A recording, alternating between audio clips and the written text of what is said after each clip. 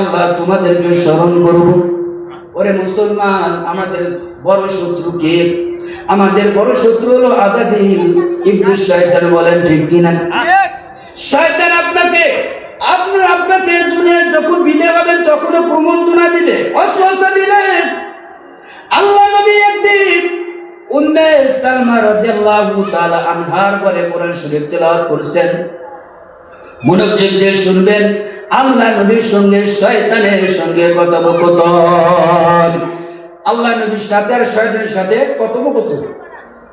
যে আল্লাহ নবী আর শয়তান কি বলবে? কথা বলবে। আমরা কি শয়তানকে দেখতে পারি? কিন্তু আপনারা আমার নবীর শয়তানকে দেখছেন। সুবহানাল্লাহ বলেন। উম্মে সালমা রাদিয়াল্লাহু তাআলা আনহার ঘরের ভিতরে আল্লাহ নবী কোরআন তেলাওয়াত করছেন। কোরআন তেলাওয়াত করা অবস্থায় শয়তান মানব রূপ ধারণ করেছে, মানুষের আকৃতি ধারণ করে আল্লাহ নবীর নিকট দিয়ে অতিক্রম করছে। আল্লাহ নবী আবার শয়তানকে দেখে চিনে ফেলছেন। হাতের ইশারায় আল্লাহ নবী শয়তানকে ডাক দিয়েছেন। এমত অবস্থায় শয়তান তার উভয় কানের ভিতর শাহাদাত আঙ্গুল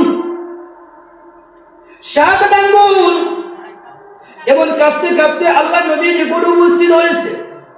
আল্লাহ নবী শয়তানকে জিজ্ঞাসা করছে, শয়তান তোর তো কারণ বুঝলাম না। কয় কি কারণ? কয় তুমি তোমার উভয় কানের ভিতর শাহাদাত আঙ্গুল কেন প্রবেশ করেছ আর তুমি কেন কাঁপতেছো? শয়তান বলে, ইয়া রাসূলুল্লাহ, ইয়া হাবিবাল্লাহ, আমি যে আমার উভয় কানের ভিতর উভয় আঙ্গুল প্রবেশ করেছি তার কারণ হলো আপনি কোরআন তেলাওয়াত করেছেন। এই কোরআনের আওয়াজ আমার কানের ভিতরে যাবে, এই কারণে উভয় শাহাদাত আঙ্গুল আমার উভয় কানের ভিতর প্রবেশ করেছে। নাউযুবিল্লাহ বলে। শয়তান বলল যে নবীজি, আপনি কোরআন পড়ছেন, এই কারণে শাহাদাত আঙ্গুল কানের ভিতর দিয়েছি যাতে না শুনতে পারি। বর্তমানে এমন লোক আছে কোরআনের মাহফিল হলে কানের ভিতর হাত প্রবেশ করে ঘুমিয়ে আসতে বলে, ঠিক কিনা? কোরআনের আওয়াজ শুনতে মন চায়। আল্লাহ নবী বলেন, কোরআনের আওয়াজ তুমি যদি না শোনো তোমার কপাল হতভাগা, তোমার কপাল ভালো না যদি তুমি কোরআন না শোনো। আল্লাহ নবী শয়তানকে বলল, এটা বুঝলাম, তোমার কানের ভিতর তুমি আঙ্গুল দিয়েছো কোরআন যেন না শুনতে পারো, কিন্তু তুমি কেন কাঁপছো? তোমার কাঁপাকাঁপি কেন আরম্ভ হয়েছে? তখন শয়তান বলল, ইয়া রাসূলুল্লাহ, আমি যে কাঁপতেছি তার কারণ হলো না জানি আপনি আমাকে কোন ধরনের শাস্তি দেন। শাস্তির ভয়ে আমি কাঁপতে শুরু করেছি, অন্য কোনো উদ্দেশ্য না। আল্লাহ নবী শয়তানকে বলল, এরা শয়তান, তুমি কোন দিকে যাচ্ছ? গন্তব্যস্থল কোথায়? শয়তান বলল, ইয়া রাসূলুল্লাহ, ইয়া হাবিবাল্লাহ, সব তো আপনি আমাকে জিজ্ঞাসা করতেছেন, আপনি তো আমার কোমর ফাঁস করে দিবেন। শয়তানকে বলল, না, তুমি কোথায় যা বলো। শয়তান বলল যে, হুজুর, আজকে আমাদের মিটিং আছে, এই মিটিংয়ে যোগদান করার জন্য আমি ওখানে যাচ্ছি। আমার যত সৈন্যবাহিনী আছে সমস্ত সৈন্যবাহিনীকে একত্রিত হওয়ার জন্য বলেছি। ওখানে একত্রিত হবে, ওখানে একটা পরামর্শ আছে, ওই পরামর্শে যোগদান করার জন্য আমি এত দূরত্ব যাচ্ছি। আল্লাহ নবী শয়তানকে বলল, আরে শয়তান, তোমাদের মিটিংয়ে কি পরামর্শ হবে? তখন শয়তান বলল, ইয়া রাসূলুল্লাহ, ইয়া হাবিবাল্লাহ, মনে হয় আপনার জানা আজকে চাঁদের হলো 29 তারিখ। কয়, হ্যাঁ, আজকে হলো চাঁদের 29 তারিখ। কয়, চাঁদের যেহেতু আজকে 29 তারিখ, চাঁদ ওঠা না ওঠার ভিতর আপনার উম্মতের ভিতর আমি অস্ত্র দিয়ে দিব। কি কারণে? আপনার উম্মতরা কুবাই, লাইলাতুল কদর, লাইলাতুল বারাত, শবে মেরাজ, অন্যান্য যেগুলা গুরুত্ব দিন আছে, এই দিনগুলোর ভিতর আপনার উম্মত বেশি ইবাদত করে। আপনার উম্মত যেন ইবাদত না করতে পারে, এই কারণে ওখানে আমরা মিটিংয়ের সিদ্ধান্ত উপনীত হব কিভাবে আপনার উম্মতদেরকে কুমন্ত্রণা দেওয়া যায়। যায়। শয়তান সাংঘাতিক কথা বলল। আল্লাহ নবী শয়তানকে বলল, শয়তান এটা বুঝলাম, কিন্তু তুমি আমাকে একটা কথা বলবে, কোন ব্যক্তি তোমার বন্ধু আর কোন ব্যক্তি তোমার শত্রু? তুমি কার প্রতি বেশি খুশি থাকো আর তুমি কার প্রতি বেশি নারাজ থাকো? শয়তান বলল, ইয়া রাসূলুল্লাহ, ইয়া হাবিবাল্লাহ, আমার বন্ধু হলো ওই সমস্ত ব্যক্তি যে সমস্ত ব্যক্তিরা বেশি বেশি মিথ্যা কথা বলে। আমাদের সমাজে কি মিথ্যা কথা হয় কিনা? যদি 100টা যদি কথা বলে 95টা মিথ্যা কথা বলে। শয়তান বলে, যে ব্যক্তি বেশি বেশি মিথ্যা কথা বলে সে আমার বন্ধু, আর যে ব্যক্তি বেশি পরিচালনা করে, গীবত করে, শিকায়াত করে, মানুষকে তোহমত দেয়, সে হলো আমার বন্ধু। আর যে নামাজ পড়ে না, রোজা রাখে না, সেই ব্যক্তি হলো আমার বন্ধু। আর যে ব্যক্তি উভয়ের মাঝে মারামারি ঝগড়া বাঁধিয়ে দেয়, সে আমার বন্ধু। আল্লাহ নবী বললেন, তোমার তো বন্ধুর অভাব নাই, এত বন্ধু। নবী, এগুলো আমার বন্ধু। আল্লাহ নবী বললেন, এগুলো তোমার বন্ধু। আমার উম্মতের মধ্যে কারা তোমার শত্রু? কার প্রতি তুমি বেশি নারাজ? তখন বলল, ইয়া রাসূলুল্লাহ, ইয়া হাবিবাল্লাহ, বনি আদমের ভিতরে যদি কোনো ব্যক্তি আল্লাহ রাস্তায় দান করে, বনি আদম দান করলে আমার মাথায় বজ্রপাত পড়ে।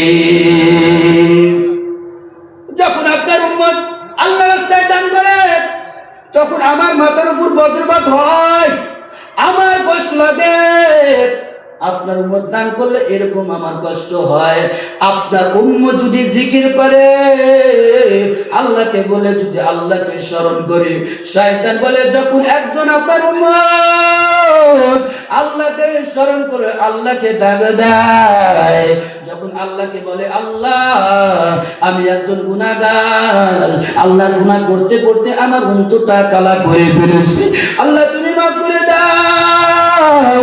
যখন একজন গুনাহগার ব্যক্তি আল্লাহ তাআলার নিকটে তওবা করে, আল্লাহকে স্মরণ করে, আল্লাহর সঙ্গে সঙ্গে ওই ব্যক্তির সমস্ত গুনাহ খাতাকে মাফ করে দেয়। শয়তান বলল, জিকির করলে আমার মাথায় লাঠির আঘাত পড়ে। জিকির করলে যদি জিকির করে মাথায় লাঠির আঘাত পড়ে, আর যদি আপনার উম্মত যদি নামাজ পড়ে আমার মাথা ধরে। আবার শয়তানকে বলে, শয়তান তারপরে বললেন যে, আর আপনার বান্দার, আপনার উম্মতের ভিতরে যদি কোনো ব্যক্তি নামাজের সময় যদি মেসকাত করে, নামাজের সময় মেসকাত করলে আমার চোখের উপর তীর বিদ্ধ হয়। এই কারণে বেশি বেশি মেসকাত করা। মেসকাত করলে চোখে কি পড়বে? তীর পড়বে। শয়তানকে তীর মারার পদ্ধতি হলো নামাজের সময় মেসকাতের মাধ্যমে শয়তান শত্রুরা ভয় পায়। বলেন ঠিক কিনা? শয়তান বলে, ও রাসূল, আপনার উম্মত যখন ওযু করে, ওযু করলে আমার চোখে এসে তীর নিক্ষেপ হয়। আর যদি কোনো ব্যক্তি আপনার উম্মত রোজা রাখলে আমার গায়ে জ্বর আসে, আমি একজন সুস্থ সবল মানুষ, যখন আপনার উম্মত রোজা রাখা আরম্ভ করে, আপনি আমার গায়ে জ্বর এসে যায়। আর যদি কোনো ব্যক্তি কোরআন তেলাওয়াত করে, ও নবী, কোনো ব্যক্তি যদি কোরআন তেলাওয়াত করে, কোরআন তেলাওয়াত করলে আমার ভিতরে ভূমিকম্পন শুরু হয়ে যায়, উলটপালট হয়ে যায়, হয়ে যায়, আমি কি করব কোনো কিছুই আমি বুঝতে পারি না। সুবহানাল্লাহ বলে। কোরআন পড়লে শয়তানের ভিতরে ভূমিকম্পন শুরু হয়। শয়তানকে এলাকা থেকে তাড়ানোর মাধ্যম, ঘরের ভিতর থেকে শয়তান তাড়ানোর মাধ্যম হলো আল্লাহ নবী বলেন, তুমি বেশি বেশি কোরআন তেলাওয়াত করো। কোরআন তেলাওয়াত করলে শয়তানের ভিতরে ভূমিকম্পন শুরু হয়ে যায়। যখন ভূমিকম্পন শুরু হয়, তখন শয়তান ওই ঘর থেকে চলে যেতে বাধ্য হয়। সুবহানাল্লাহ বলে। তাহলে কোরআন পড়লে শয়তানের ভিতর ভূমিকম্পন হয়ে যায়, শুরু হয়ে যায়। সে কি করবে, কিং কর্তব্য বিভিন্ন হবে, কিছুই বোঝে না। এই কারণে কি করা, বেশি বেশি কোরআন তেলাওয়াত করা। আল্লাহ নবীকে শয়তান আরো বলল, আল্লাহ নবী শয়তানকে বলল, জিন এবং তোমাদের মধ্যে পার্থক্য কতটুকু? জিন জাতি এবং তোমার বংশধরের ভিতর পার্থক্য কতটুকু? তখন শয়তান বলল, ইয়া রাসূলুল্লাহ, ইয়া হাবিবাল্লাহ, কয় জিন জাতিরা 130 বছরে বালে ভাই। 130 বছর বয়সে শয়তান কি হয়, বলে? 130 বছর বয়সে জিন জাতি বলে হয়। আর আমাদের যত কর্মচারী আছে, সৈন্যবাহিনী আছে, ওই সমস্ত সৈন্যবাহিনী যখন সে জন্মগ্রহণ করে, দুনিয়া আসার সময় আমার কর্মচারী, আমার সৈন্যবাহিনী বালক হয়ে চলে আসে। সবগুলা হলো ট্রেনিং প্রাপ্ত, প্রশিক্ষণ প্রাপ্ত। আল্লাহ নবী আশ্চর্য হয়ে গেলেন, এ শয়তান, তাহলে তোমার স্ত্রী কতজন, তোমার সৈন্যবাহিনী কতজন? বললেন যে আমার সৈন্যবাহিনীর 50,000 কোটি পর্যন্ত। কত হাজার?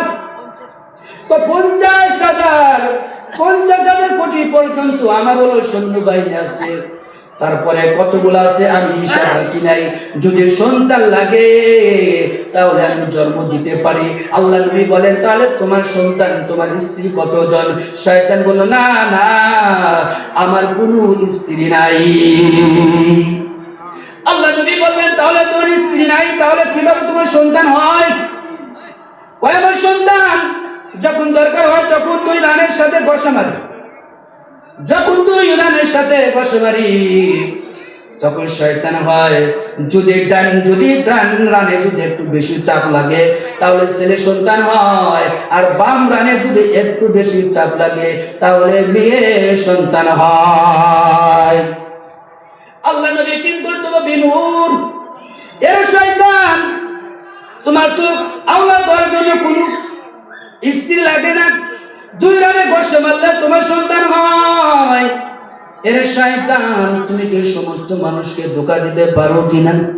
তোমার যতগুলা সৈন্যবাহিনী, দায়ানবী মায়ানবী শয়তানকে বলতেছে, শয়তান, তোমার এতগুলা সৈন্যবাহিনী, তাহলে কি তুমি সমস্ত আমার উম্মতদেরকে ধোঁকা দিতে পারো? আপনার উম্মতদেরকে আমি সকলকে ধোঁকা দিতে পারি। আপনার যত কর্মচারী আছে, আপনার যত উম্মত আছে, সমস্ত উম্মতকে ধোঁকা দিতে পারি। আল্লাহ নবী শয়তানকে বলল, শয়তান, আমার উম্মতকে যদি ধোঁকা দেয় আমার উম্মত জাহান্নামে যাবে। তুমি কেন ধোঁকা দাও, কেন ধোঁকা দাও? আল্লাহ নবীকে বললেন, ইয়া রাসূলুল্লাহ, ইয়া হাবিবাল্লাহ, আপনার উম্মতদেরকে আমি ধোঁকা দিতে পারি, কিন্তু যত পৃথিবীর ভিতর আম্বিয়া রাসূল আল্লাহ পয়দা করেছেন, আম্বিয়া রাসূলকে আমি ধোঁকা দিতে পারি না। আম্বিয়া রাসূলকে ধোঁকা দিতে পারি না কেন? আল্লাহ তাআলা আপনাদেরকে হেফাজত করেন।